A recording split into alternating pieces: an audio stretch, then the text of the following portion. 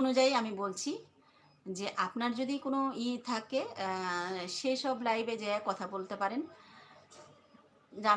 জানাতে পারেন, জানতে পারেন।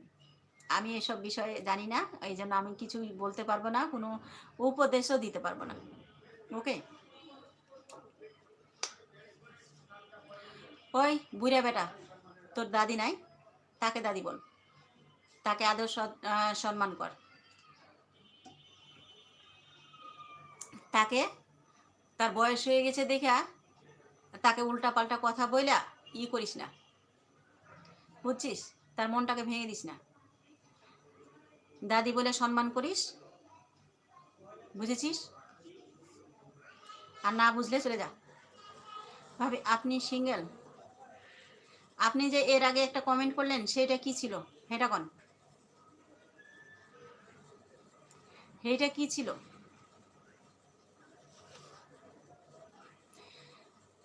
মানুষকে সম্মান করতে শিখুন, সে যে ধর্মের মানুষ হোক না কেন। এক হচ্ছে আল্লাহ তাআলা, আর আল্লাহ তাআলাই মানুষ বানিয়েছে, আর আল্লাহ তাআলাই বয়স করবে, সে ছোট হোক আর বড় হোক। তো বড়রাকে বড়দের মতন কথাবার্তা বলেন। দাদি নানি যারা হয় নাই এখনো পর্যন্ত, তাদেরকে দাদি নানি মা এগুলো বানিয়ে তাদের সাথে ঠাট্টা তামাশা করবেন না। এমনকি নিজের দাদির সাথেও বলতে যাবেন না যে ওই বুড়ি এই সেই এভাবে। ও জানে ও বুড়ি, কিন্তু আপনার বলার কি আছে এখানে?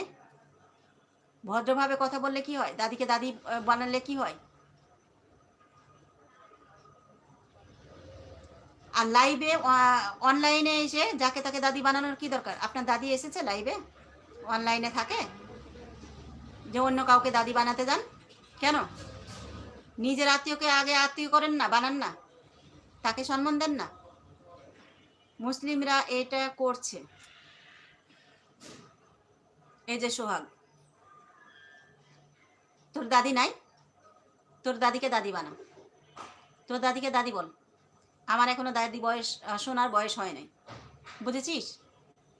বড় আপির লাইভে এসেছিস, যদি বড় আপি বলে কমেন্ট করতে পারিস তো করিস, নাইলে জায়গা, বুঝেছিস? দাদি বলে কি বোঝাতে আসছিস? দিদি ভাই আমি আসছি।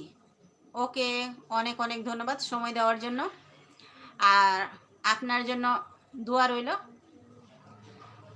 ভালো থাকবেন।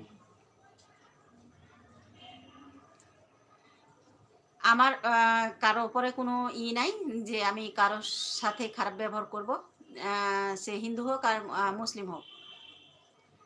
এই মানুষ, এই যে অমানুষগুলা, সোহাগ টোহাগ, এই যে অমানুষগুলি আমার লাইভে আসে আর এই যে দাদি নানি বলে কমেন্ট করে, এই সব ছোট লোকেরাকে, বস্তির লোকেরাকে কি আর বলবো?